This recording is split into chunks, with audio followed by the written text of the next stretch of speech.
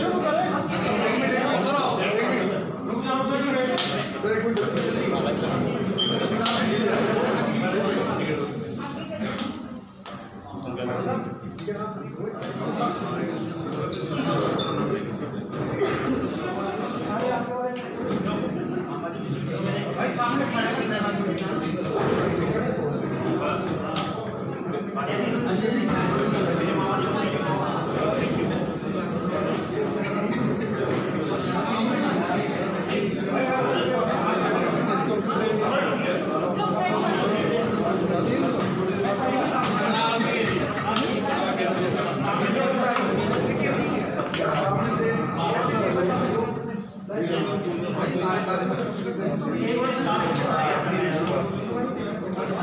हो गया।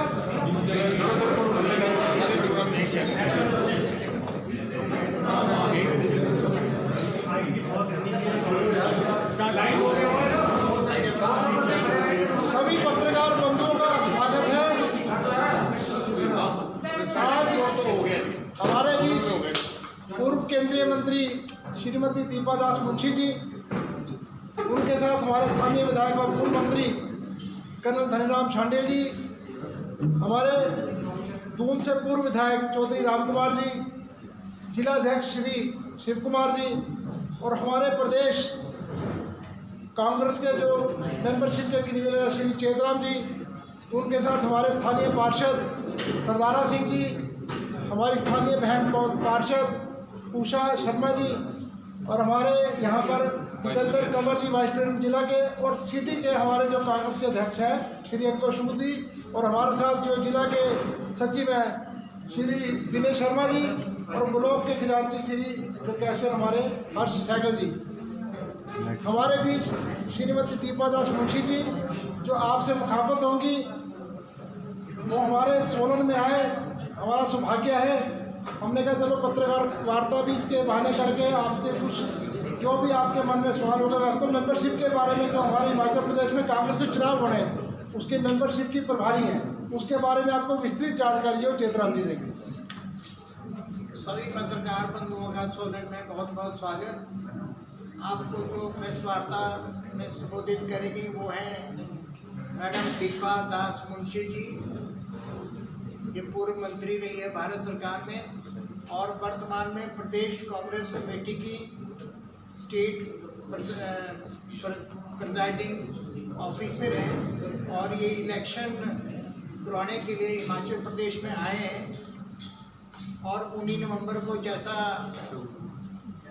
हमारे जो प्रदेश में 19 नवंबर को कांग्रेस पार्टी का अभियान मेंबरशिप का शुरू हुआ है, उसमें हमारे प्रदेश के माननीय अध्यक्ष कुलदीप सिंह राठौर जी थे, प्रदेश के प्रभारी थे। उसका जो जायजा लेने के लिए इनका निर्णय था, इनकी मीटिंग अभी हाल ही में शिमला में हुई, जिसमें सभी जिला के जिलाध्यक्ष, प्रदेश के महासचिव, प्रदेश के वाइस प्रेसिडेंट और फ्रंटल ऑर्गेनाइजेशन के सभी अध्यक्ष थे।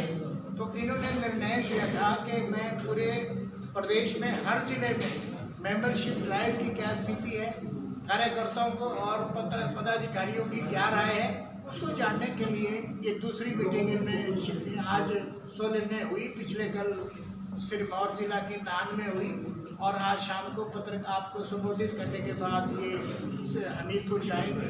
तो मैं निवेदन करूँगा श्रीमती दीपा दास मुंशी जी से वो अपनी बात रखें। श्रीमती दीपा दास मुंशी जी। धन्यवाद।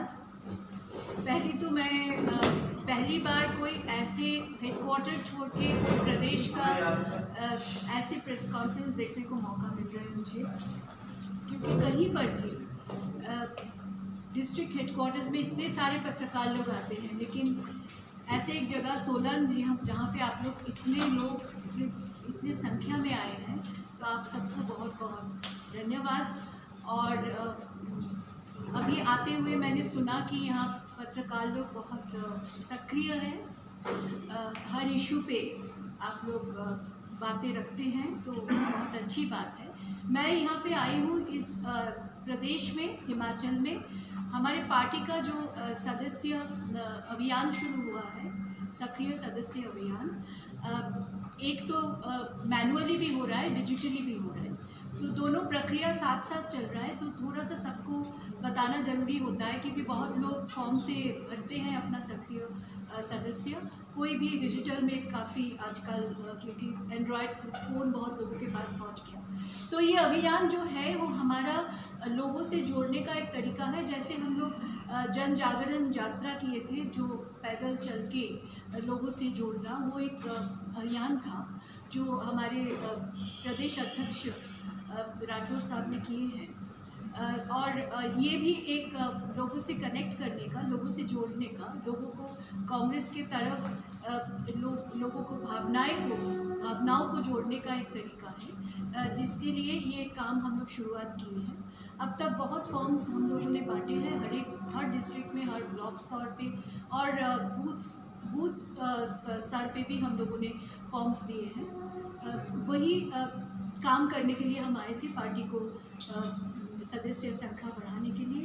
और जितने लीडर्स हैं, चाहे बूथ लेवल पे हमारे साथ जो कार्यकर्ता है, सभी लोग इस अभियान पे बहुत साथ दे रहे हैं, सहयोग दे रहे हैं।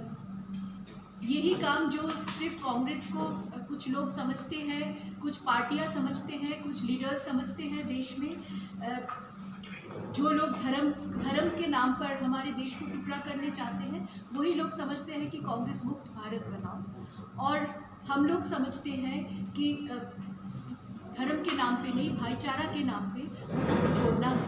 हम लोग समझते हैं विकास के नाम पे हमारे देश को एक रखना है और आगे बढ़ाना है। तो ये सोच लेके ही हमारे ये काम शुरुआत हुई है। अभी आप लोगों को कुछ कहना है तो बोलो, प्रश्न पूछिए। आपने कोई पूछना है? मैम, हर निर्वाचन क्षेत्र के लिए टारगेट रखा होगा आपने कि किस एक विधानसभा सीटें हैं, उसमें हर सीट के लिए कितने आपके मेंबरशिप मेंबर जोड़ने जाके कोई टारगेट ऐसा रखा है कि जितने ज़्यादा आ जाए वो है, कोई टारगेट है ऐसा? देखिए, टारगेट तो हम लोग ये कहा है कि जहाँ हम लोग मजबूत हैं वहाँ हमारा टारगेट ज़्यादा रहेगा। जहाँ हम लोग थोड़ा कमज़ोर हैं, या जहाँ टोपोग्राफी के कारण, क्योंकि हिमाचल के बहुत जगह ऐसे हैं जहाँ बर्फबारी बहुत ज़्यादा है, तो वहाँ लोगों तक पहुँचना भी मुश्किल है, वहाँ खुद ही लोग पहुँचते नहीं। तो इसलिए वहाँ हम लोग टारगेट कोई तय नहीं कर सकते कि हम यहाँ पे इतना हमारे मेंबरशिप होना चाहिए। लेकिन हाँ, ये बात सही है कि ये बात सबको इतना तो हम समझा दिया है कि नंबर पे नहीं, अब क्वांटिटी पे नहीं, क्वालिटी पे आप लोग ध्यान दीजिए। मैम, एक सवाल ये है कि जो बूथ लेवल से लेकर आपकी जो चुन के आएंगे पदाधिकारी, क्या ये प्रोसेस प्रदेश में भी रहेगी? यानी कि जो प्रदेश अध्यक्ष होगा वो भी इसी प्रक्रिया से चुन के आएगा? प्रक्रिया से चुन के आने के लिए ही ये काम की शुरुआत है, क्योंकि इस बार ये 2 स्टेट में आने वाला नवंबर में चुनाव है, एक हिमाचल, एक गुजरात, और हमारा जो प्रक्रिया वो अक्टूबर में समाप्त होने वाला है, ये जो हमारे पार्टी का जो प्रक्रिया है।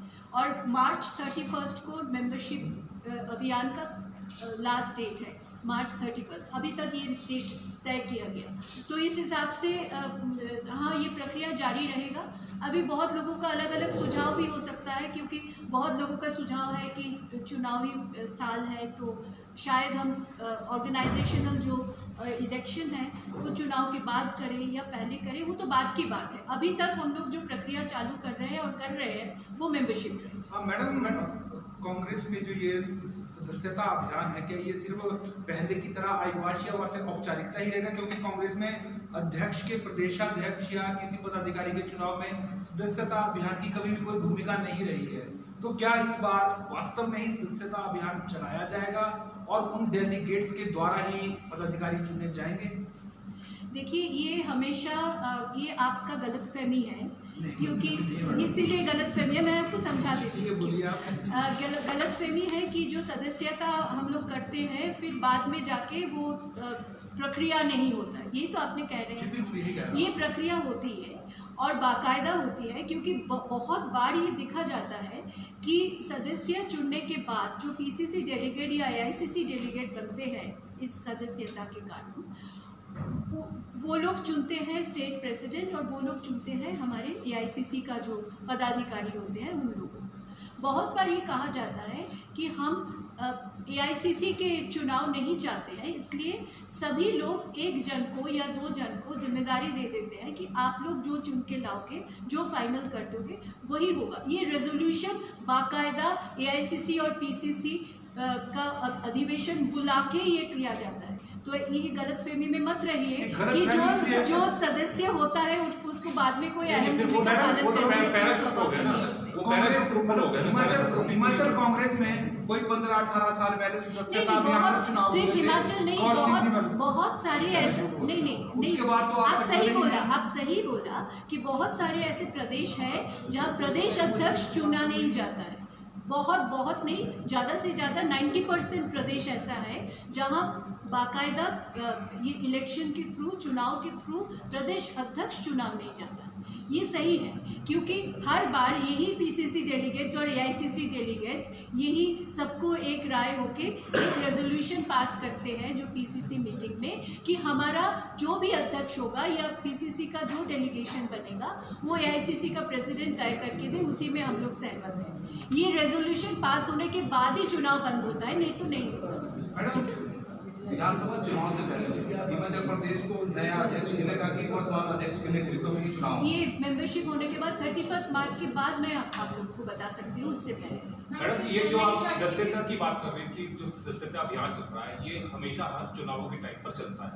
पहले भी इलेक्शन हुए, तब भी चल रहा था, लेकिन बहुत सालों बाद चल रहे हैं। कुछ अपने पदाधिकारियों को टारगेट दिए जाते हैं कि आपने 500 मेंबर्स बनाने हैं या सदस्य बनाने हैं या दूसरी चीजें बनानी है, तो वो बिल्कुल फेक जो सदस्य वो बन गए हैं। आप क्या मानते हैं कि जो प्रदेश में अभी कांग्रेस के कितने सदस्य हैं जो सक्रिय आप मानते हैं?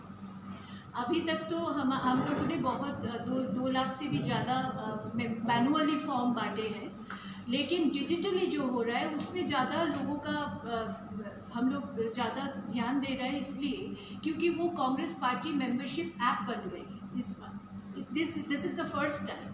और ये कांग्रेस मेंबरशिप जो ऐप बनी है उसके लिए हम लोग हर डिस्ट्रिक्ट में एक एनरोलर को हम लोग एनरोलमेंट कर रहे हैं।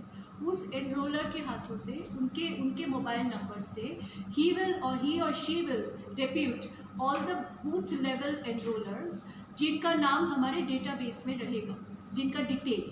और वो लोग जब भी कोई मकान में जाएंगे या कोई किसी परिवार के पास या कोई जो सदस्य बनना चाहते हैं उनके पास जब पहुंचेंगे तो उनके simple, very simple, it's the name, the voter ID card और फ़ोन नंबर, क्योंकि आजकल सभी का phone number voter ID card से जुड़े हुए होते हैं, तो उससे हम लोगों के पास वो फेक है या असल है उसका पूरा डिटेल आ जाता है। तो that is the database we have made. And वो पार्टी के लिए जो मेंबरशिप बन रहा है, मैनुअली जो बन रहा है वो भी वही डेटाबेस में जाएगा, लेकिन जो डिजिटली हो रहा है वो जल्द से जल्द पहुंच जाएगा। तो this is more of a easier way to reach the people and to get the base for us, the data for us। तो वो उसी हिसाब से इस बार कर रहे हैं जो पहले कभी नहीं हुआ हमारी पार्टी में। मैम, पार्टी ने क्या कोई नई स्ट्रैटेजी या कोई प्लानिंग किया महिलाओं और युवाओं की संख्या बढ़ाने के लिए, उनको जोड़ने के लिए? ये मैं आपको क्यों कहूँ? जरूर है, कांग्रेस जरूर है। जब महिलाओं को हम मान्यता देते हैं, जब लोकसभा में हम लोगों ने सोचा था कि हम लोग महिलाओं को अलग से रिजर्वेशन देंगे और वो आज तक ये मोदी सरकार नहीं दे रहे हैं, तो ये जो मोदी जी का सोच है, वो विचारधारा है, जो बीजेपी का विचारधारा है, वो कांग्रेस से अलग है। तो ज़रूर युवा और महिलाओं को हम लोग हमेशा प्राधान्य दिए हैं। आपको पता है कि युवा को 18 साल का जो वोट का अधिकार वो राजीव जी ने दिए थे।